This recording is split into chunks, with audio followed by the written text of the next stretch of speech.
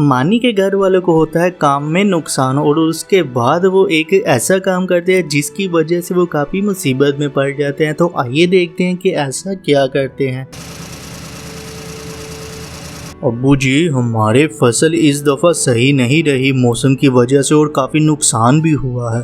बेटा, ऐसा हमारे साथ दूसरी दफ़ा हो गया है, क्यों ना हम कोई और काम शुरू कर लें। हाँ अब्बू जी, ये आपने बात सही की है और मैं सोच रहा हूँ क्यों ना हम 2-3 गायें ले आए, दूध बेचना शुरू कर दे। वैसे भी अपने पूरे गांव में सिर्फ एक ही दूध वाली दुकान है। वो तो तुम्हारी बात ठीक है, लेकिन अब अपने पास इतने पैसे नहीं है कि हम गायें खरीद लें। अब्बू जी, हमारे पास जो ट्रैक्टर है हम उसे ही बेच देते हैं और उसे बेचकर हम गायें ले आते हैं। ठीक है बेटा, जैसे तुम्हें सही लगता है तुम वैसे कर लो, बेचो इसे जाकर। फिर मानी का पापा जाता है ट्रैक्टर बेचने और वो ट्रैक्टर बेचकर उधर से ही गायें ले आता है। तो आइए आगे देखते हैं। अब्बू जी, मैं 3 गायें को ले आया हूँ, इनसे हमारा काफी अच्छा काम चल जाएगा। चलो फिर बेटा, इनका दूध निकाले और काम शुरू करें हम। फिर वो दूध निकाल कर दुकान लगा लेते हैं। कुछ लोग दूसरी दुकान पर खड़े होते हैं। भाई वो देखो, नई दुकान दूध वाली खुली है, चलो उधर से लेते हैं दूध। वैसे भी इसका दूध तो काफी पतला होता है। अरे भाई, कितने का दूध तुम किलो बेच रहे हो? दूध आपको 100 रुपए ही किलो मिलेगा। फिर मानी का पापा उसे दूध देता है और देखते ही देखते उनकी दुकान में काफी रश हो जाता है और दूसरी दुकान वाले की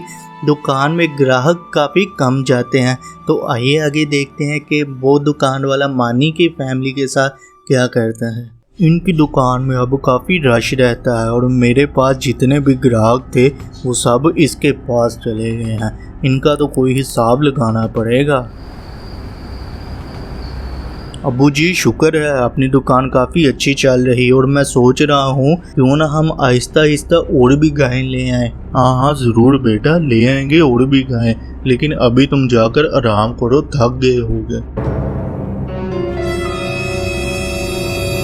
इन्होंने मेरे ग्राहक छीने थे, अब मैं इनकी गायें को ही खोल देता हूँ। ना इनके पास गायें रहेंगी और ना ये मेरे मुकाबले में दूध बेच सकेंगे। आज तो मैं अपने कमरे में पानी ले जाना ही भूल गया हूँ।